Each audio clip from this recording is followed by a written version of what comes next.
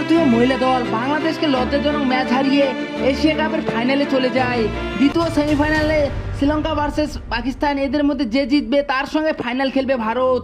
রবিবার দুপুর 3টায় ফাইনাল খেলা হবে। বাংলাদেশের ক্যাপ্টেন টস জিতে ব্যাটিং করার সিদ্ধান্ত নেন। বাংলাদেশের প্লেয়াররা ব্যাটিং করতে এসে ভারতের বলারের কাছে টিকতে পারে না।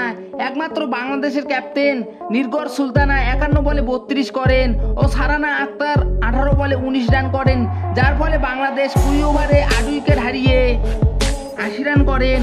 ভারতের হয়ে অসাধারণ বোলিং করেন রেণুকা সিং, 4 ওভারে 10 রান দিয়ে 3টি উইকেট নেন, একটি মেডেন ওভার করেন। রাধা যাদব 4 ওভারে 14 রান দিয়ে 3টি উইকেট নেন, একটি মেডেন ওভার করেন। দীপ্তি শর্মা ও পূজা বস্ত্রকর একটি করে উইকেট নেন। 81 রানে তাড়া করতে নেমে ভারতের ওপেনিং জুটিতেই ম্যাচ জিতে যায় ও ভারতীয় দল এশিয়া কাপের ফাইনালে চলে যায়। স্মৃতি মান্ধানা 39 বলে 55 রান করেন, 9টি 4 মেরেছেন ও একটি ছক্কা। শেফালি বর্মা 28 বলে 26 রান করেন, 2টি 4 মেরেছেন। ভারত বাংলাদেশ ম্যাচের টপ মুভমেন্ট হলো 20 ওভারে রাধা যাদব 2টি উইকেট নেন, মেডেন ওভার করেন।